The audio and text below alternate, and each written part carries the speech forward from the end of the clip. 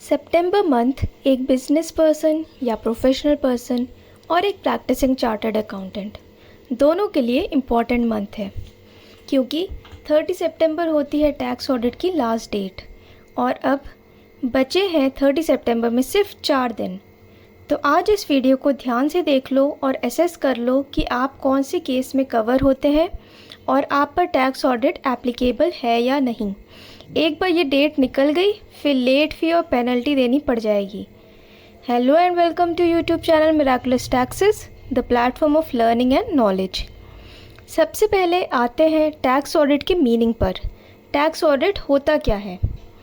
Tax audit income tax law में किया जाने वाला ऑडिट है, जिसमें उस टैक्स पेयर की बुक्स ऑफ अकाउंट्स का ऑडिट किया जाता है जो कि बिजनेस कर रहा है या प्रोफेशनल वर्क कर रहा है, और ये ऑडिट करता है एक practising chartered accountant. Chartered accountant को स्पेसिफाइड फॉर्म में टैक्स ऑडिट रिपोर्ट सबमिट करनी होती है 30 सितंबर तक। अब देखते हैं टैक्स ऑडिट किस किस पर एप्लीकेबल होता है। इसको हमने 5 कैटेगरीज में डिवाइड किया है। First business, second profession, third specified business, fourth specified profession and fifth presumptive business. तो अब हम एक एक कैटेगरी को लेंगे और उस पर tax audit applicable limits and conditions क्या है वो देखेंगे। First category business. जब किसी बिजनेस का टर्नओवर या सेल्स या ग्रॉस रिसीट्स 1 करोड़ रुपीस से ज़्यादा है और उस बिजनेस में कैश ट्रांजैक्शंस 5% से ज़्यादा हैं, तब उसका टैक्स ऑडिट होगा। कैश ट्रांजैक्शंस में कैश रिसीट्स एंड पेमेंट्स दोनों को देखा जाएगा। लेकिन जब किसी बिजनेस में कैश ट्रांजैक्शंस 5% से कम है, तब उस पर टैक्स ऑडिट एप्लीकेबल करने की लिमिट चेंज हो जाएगी। इस केस में टैक्स ऑडिट तब एप्लीकेबल होगा जब टर्नओवर या सेल्स या ग्रॉस रिसीट्स 10 करोड़ रुपीस से ज़्यादा है। मींस इस केस में 95% से ज़्यादा बिजनेस ट्रांजैक्शंस में कैश यूज़ नहीं हुआ है। तो बिजनेस के केस में लिमिट या तो 1 करोड़ रुपीज़ होगी या फिर 10 crore rupees. Second category profession. जब किसी प्रोफेशनल की ग्रॉस रिसीट्स 50 लाख रुपीज़ से ज़्यादा होती है, तब इस प्रोफेशनल के लिए टैक्स ऑडिट कंपलसरी हो जाता है। Third category specified business. Specified business में 3 टाइप्स ऑफ बिजनेस को कवर किया गया है। Business under section 44AE, 44BB, 44BBB। अब 1 बाय 1 तीनों सेक्शंस की कंडीशंस को देखते हैं।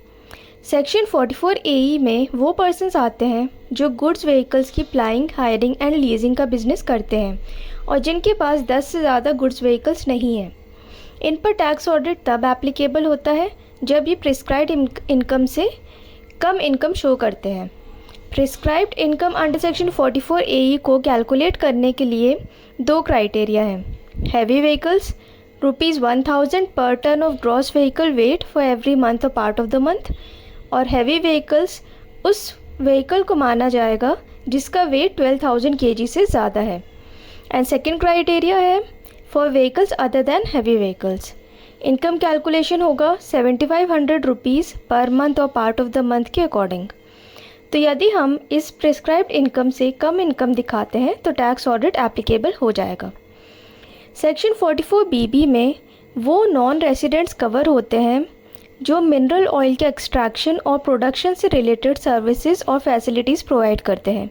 इनको minimum 10% of the total amount as income show करना होता है। यदि 10% से कम इनकम शो करते हैं तो टैक्स ऑडिट एप्लीकेबल हो जाता है।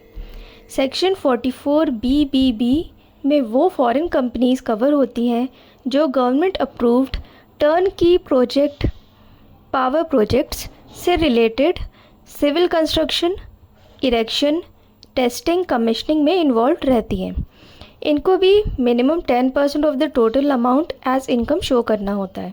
यदि 10% से कम इनकम शो करते हैं तो टैक्स ऑडिट एप्लीकेबल हो जाता है।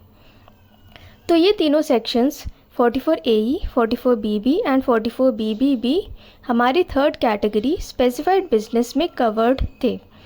अब नेक्स्ट आते हैं अपनी फोर्थ कैटेगरी पर, स्पेसिफाइड प्रोफेशन सेक्शन 44 ADA। इस सेक्शन में जो प्रोफेशंस आते हैं वो हैं लीगल, मेडिकल, इंजीनियरिंग और architectural, accountancy, technical consultancy, interior decoration and any other profession as notified by the central board of direct taxes. और इस सेक्शन का बेनिफिट सिर्फ इंडिविजुअल्स और पार्टनरशिप फर्म को ही मिल सकता है, LLP यानी कि लिमिटेड लायबिलिटी पार्टनरशिप को भी नहीं। और सेक्शन 44 ADA में सिर्फ वही प्रोफेशनल्स आएंगे जिनकी professional gross receipts 50 lakh rupees से कम है, और इन पर टैक्स ऑडिट तब एप्लीकेबल होगा जब ये अपनी income 50% of the gross receipt से कम दिखाते हैं और इनकी income basic exemption limit 2.5 lakh से ज़्यादा है। मतलब कि इनके लिए minimum 50% of the gross receipts दिखाना ज़रूरी है यदि ये टैक्स ऑडिट नहीं कराना चाहते। 5th कैटेगरी, जो कि हमारी लास्ट कैटेगरी है, वो है section 44 AD presumptive business. Section 44 AD के अंडर स्मॉल बिजनेस पर्सनस की टैक्स ऑडिट लिमिट है 2 करोड़ रुपीज़, बट इनको minimum 8% of the total sales या ग्रॉस रिसीट्स एज इनकम दिखाना होगा। नहीं दिखाएंगे तो टैक्स ऑडिट एप्लीकेबल हो जाएगा, फिर चाहे टोटल सेल्स 2 करोड़ रुपीज़ से कम ही क्यों ना हो। और यदि less than 5% of the transactions cash में हुए हैं तो सिर्फ 6% इनकम भी दिखा सकते हैं। यहाँ पर एक इम्पॉर्टेंट पॉइंट और है कि एक बार प्रिजम्पटिव टैक्सेशन स्कीम को ऑप्ट कर लिया तो उसका बेनिफिट लेने के लिए 5 इयर्स तक प्रिजम्पटिव स्कीम को फॉलो करना होगा। नहीं किया तो नेक्स्ट 5 इयर्स तक आप वापस से प्रिजम्पटिव स्कीम ऑप्ट नहीं कर पाएंगे और आप पर नॉर्मल टैक्स ऑडिट एप्लीकेबल हो जाएगा यदि आपकी income basic exemption limit 2.5 lakh से ज़्यादा है।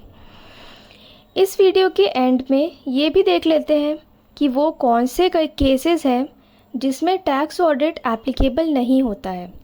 First section 44B shipping business of non residents, जिसमें कि 7.5% ऑफ द टोटल अमाउंट को डीम्ड इनकम माना जाता है। And second 44BBA aircraft business of non residents, जिसमें कि 5% ऑफ द टोटल अमाउंट को डीम्ड इनकम माना जाता है। इन दोनों केसेस में ऑडिट नहीं होगा। तो इसी के साथ ये वीडियो यहीं ख़त्म हुआ। ऐसे ही और वीडियोस के लिए मिराकुलस टैक्सेस को सब्सक्राइब करें और अपने दोस्तों के साथ वीडियो को शेयर करें। Thank you.